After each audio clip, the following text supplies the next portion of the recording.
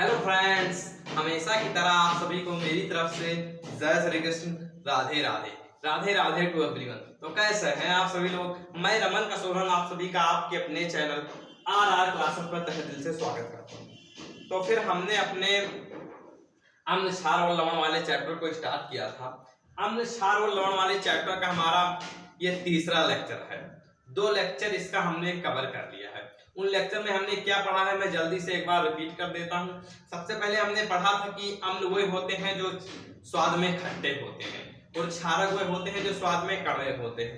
अम्ल जैसे कि HCl, H2SO4, क्षारक जैसे कि NaOH, और जो हमारे अम्ल होते हैं वो नीले लिटमस को लाल कर देते हैं और जो हमारे क्षार होते हैं वो लाल लिटमस पत्र को नीला कर देते हैं। जो हमारे अम्ल होते हैं वो जलीय विलयन में H+ आयन देते हैं। जो हमारे क्षार होते हैं वो जलीय विलयन में OH- आयन देते हैं। जो हमारे अम्ल होते हैं वो जलीय विलयन में विद्युत धारा का प्रवाह करते हैं और जो हमारे क्षार होते हैं वो जलीय विलयन में विद्युत धारा का प्रवाह नहीं करते हैं। आज हम और जो हमारे अम्ल होते हैं उनका pH 1 से लेकर 7 तक होता है और जो हमारे क्षार होते हैं उनका pH 7 से लेकर 14 तक होता है। जिसका pH अधिक होगा वो अधिक क्षारीय होंगे और जिसका pH कम होगा वो अधिक अम्लीय होंगे। और उसी डायरेक्शन में आज हम उसके कुछ और प्रॉपर्टी के बारे में डिस्कस करने वाले हैं कि अम्ल और क्षार की कुछ और बेसिक क्या प्रॉपर्टी होती है। ये सब जितनी चीजें मैं आपको बता रहा हूं ये एग्जाम में एडजिट पूछे जाते हैं। आपके बोर्ड एग्जाम में कई बार पूछा गया है कि अम्ल का pH कितना होता है। उसमें आपको दिया रहेगा 1 से 7 तक, 7 से 14 तक, ये दोनों इनमें से कोई नहीं, तो आपको उसमें एक टिक करना होगा। जैसे आपको बोल देगा कि टमाटर का pH कितना होता है या टमाटर का pH 2.8 है, तो क्या यह अम्लीय है कि क्षारीय है? इस तरीके से क्वेश्चन आपके बोर्ड एग्जाम में कईयों बार आ चुके हैं। यह लिखा रहेगा कि अम्ल जलीय विलयन में विद्युत धारा का प्रवाह करता है या नहीं करता है, टिक वाला ऑप्शन दिया रहेगा। आपके बोर्ड एग्जाम में जो 20 नंबर का क्वेश्चन आता है सामने से जो टिक करने वाला, वो क्वेश्चंस केमिस्ट्री से काफी आते हैं और उनमें में से इसी जैसे क्वेश्चंस बनते हैं। अब आप इस वाले प्रॉपर्टी को देखिए कि हमारे जो अम्ल होते हैं, अम्ल धातु के साथ अभिक्रिया करके हाइड्रोजन गैस व लवण का निर्माण करते हैं। जो हमारे अम्ल होते हैं वो धातु के साथ अभिक्रिया करके हाइड्रोजन गैस और लवण का निर्माण करते हैं। अब आप बोलेंगे कि सर धातु क्या है, तो मैंने आपको बताया था कि इसके लिए आपको पूरी पीरियोडिक टेबल में से उन चीजों को पढ़ना होगा, उन धातु को पढ़ना होगा जो कि हमारे एग्जाम, जो कि हमारे क्लास 12 के चैप्टर में एडजिट काम आने वाले हैं। आपके पीरियोडिक टेबल में 118 एलिमेंट हैं। उन 118 एलिमेंट में से जो इसमें काम आने वाले हैं, जैसे आप कम से कम 1 से लेकर 50 तक, 50 क्रमांक तक आप याद कर लीजिए, तो आपको कहीं भी दिक्कत नहीं आएगी केमिस्ट्री पढ़ने में। तो अम्ल, धातु और अधातु पहचानने में, तो हमारे जो अम्ल होते हैं वो धातु के साथ अभिक्रिया कर हाइड्रोजन गैस और लवण का निर्माण करते हैं। कैसे करते हैं उसको आप देखिए।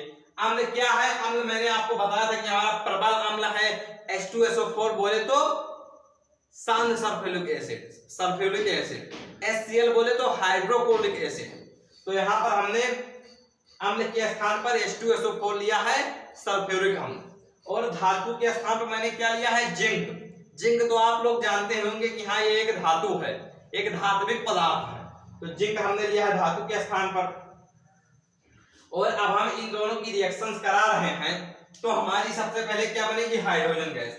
ये हाइड्रोजन जो है ये यहाँ से निकल गई और हाइड्रोजन गैस के रूप में निकल गई, और जो हमारा जिंक है वो जाकर ये जिंक सल्फेट है SO4 के साथ जुड़ गया और हमारा जिंक सल्फेट बन गया।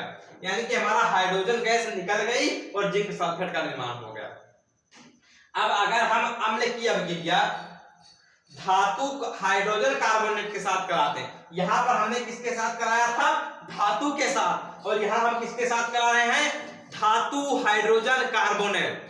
धातु हाइड्रोजन कार्बोनेट। तो धातु हाइड्रोजन कार्बोनेट के साथ कराएंगे तो हमारा लवण बनेगा, जल बनेगा और कार्बन डाइऑक्साइड गैस निकलेगी। ये एक बहुत इंपॉर्टेंट रिएक्शन है, इसको मैं 2 स्टार दे रहा हूं। ये आपके बोर्ड एग्जाम में कई बार पूछी गई है, इसको हमने 2 स्टार दे दिया। बहुत इंपॉर्टेंट रिएक्शन है, बहुत बार आपके बोर्ड एग्जाम में पूछी गई है। और ये वाली रिएक्शन भी बहुत इंपॉर्टेंट है। ये दोनों रिएक्शंस कई बार आपके बोर्ड एग्जाम में पूछी गई है।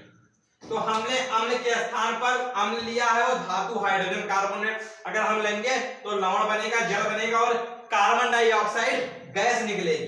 क्या निकलेगी? कार्बन डाइऑक्साइड गैस निकलेगी। तो हमने धातु हाइड्रोजन कार्बोनेट के स्थान पर क्या लिया है? धातु हाइड्रोजन कार्बोनेट के स्थान पर हमने लिया है सोडियम हाइड्रोजन कार्बोनेट। इसको हम चाहे सोडियम हाइड्रोजन कार्बोनेट पढ़ें या सोडियम बाइकार्बोनेट पढ़ें, एक ही बात है। तो हमने क्या लिया है? Sodium bicarbonate. और अम्ल के स्थान पर हम क्या ले रहे हैं? HCl, बोले तो हाइड्रोक्लोरिक एसिड, HCl लिया है। अब हम जब इन सबको आपस में रिएक्ट करा रहे हैं तो सबसे पहले हमारा बन रहा है लवण बोले तो NaCl, सोडियम क्लोराइड। जो नमक आप खाने में यूज करते हैं उसको हम सोडियम क्लोराइड बोलते हैं, NaCl बोलते हैं। तो ये हमारा क्या बन गया? लवण। और उसके बाद हमारा जल बन गया H2O, सभी को फार्मूला मालूम होगा। उसके बाद हमारा CO2 गैस बन गई जो कि निकल गई। क्या हुआ? सोडियम हाइड्रोजन कार्बोनेट को जब हमने सोडियम बाइकार्बोनेट को जब हमने HCl के साथ अभिक्रिया कराया तो हमारी NaCl बन गया जो कि लवण है और जल निकल गया और कार्बन डाइऑक्साइड गैस, जल बन गया और कार्बन डाइऑक्साइड गैस निकल गई। अब हम आते हैं अपने क्षार वाले अभिक्रिया पर। इसको हम अभी थोड़ा बाद में डिस्कस करेंगे। क्षार पर आप आइए कि जो हमारे क्षार होते हैं वो धातुओं के साथ अभिक्रिया कर हाइड्रोजन गैस और लवण का निर्माण करते हैं। हमारे अम्ल भी धातु के साथ अभिक्रिया कर हाइड्रोजन गैस और लवण का निर्माण करते हैं और हमारे क्षार भी धातु के साथ अभिक्रिया कर हाइड्रोजन गैस और लवण का निर्माण करते हैं। एग्जाम्पल पर आप ये देखिए कि जो हमारे क्षार है उसको अगर हम धातु के साथ अभिक्रिया कराएंगे तो हाइड्रोजन गैस निकलेगी और लवण बनेगा। क्षार मैंने आपको बताया था NaOH, KOH, तो मैंने यहाँ पर ले लिया है NaOH। क्या ले लिया है? NaOH, बोले तो सोडियम हाइड्रोक्साइड। फिर मैंने धातु के स्थान पर क्या लिया है? जिंक। अब यहाँ पर जब इन दोनों का हमने रिएक्शन कराया तो हमारा सबसे पहले हाइड्रोजन गैस निकल गई। उसके बाद बन गया हमारा लवण क्या बन गया? हमारा सोडियम जिंकेट। क्या बन गया? सोडियम जिंकेट, Na2ZO2, ये हमारा क्या बन गया? Sodium zincate. अब हम आते हैं अपनी ये एक अभिक्रिया हमारी जो है आपके बोर्ड एग्जाम में बहुत बार 2 नंबर में पूछी गई है कि उदासीनीकरण अभिक्रिया किसे कहते हैं, या उदासीनीकरण अभिक्रिया क्या है? उदासीनीकरण अभिक्रिया को उदाहरण सहित दर्शाइए। ऐसे क्वेश्चन आपके बोर्ड एग्जाम में बहुत बार पूछे गए हैं। आप पीछे मॉडल पेपर उठाकर देख लीजिए। तो मैं अपने उदासीनीकरण अभिक्रिया को स्टार्ट करने वाला हूं। एक बार मैं थोड़ा कैमरे को नीचे करता हूं। आई होप कि अभी तक जितनी अभिक्रिया मैंने आपको समझाई है वो आपको समझ में आ गई होगी। उदासीनीकरण अभिक्रिया अम्ल व क्षार की परस्पर अभिक्रिया। जब हम अम्ल और क्षार को परस्पर अभिक्रिया कराते हैं, यानी अम्ल और क्षार आपस में रिएक्ट करते हैं, तो इसे हम उदासीनीकरण अभिक्रिया कहते हैं। बोले तो न्यूट्रलाइजेशन रिएक्शन।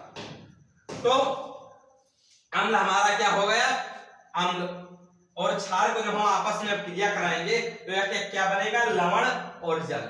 उदासीनीकरण अभिक्रिया क्या है कि जब अम्ल और क्षार को हम आपस में, आप इसको हिंदी में ऐसे लिख सकते हैं जैसे आ गया कि उदासीनीकरण अभिक्रिया किसे कहते हैं, तो आप लिखेंगे कि जब हम अम्ल और क्षार को आपस में अभिक्रिया कराते हैं तो लवण और जल का निर्माण होता है, इसे हम उदासीनीकरण अभिक्रिया कहते हैं। तो हमने अम्ल के स्थान पर लिया है HCl, बोले तो वही अपना पुराना हाइड्रोक्लोरिक एसिड, और NaOH बोले तो सोडियम हाइड्रोक्साइड। इन दोनों को जब हमने रिएक्शन कराया तो फिर यहाँ पर क्या बन गया?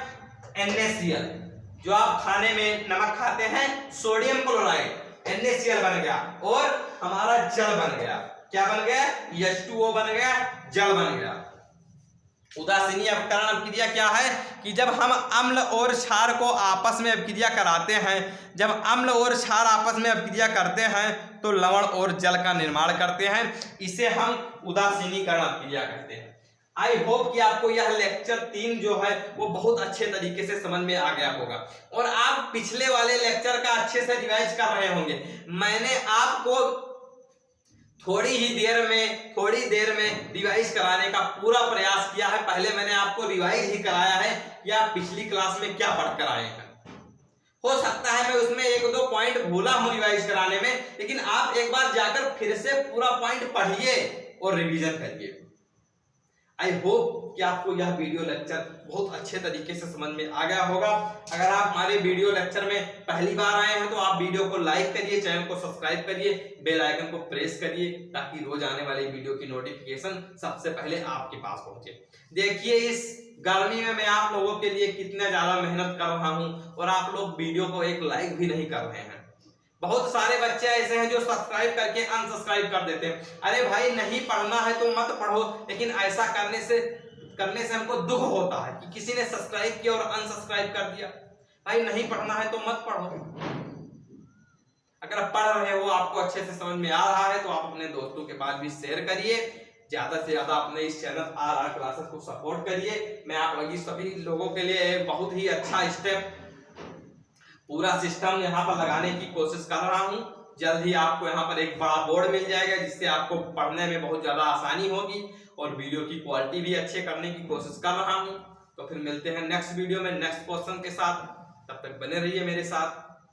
Thank you so much. Bye bye.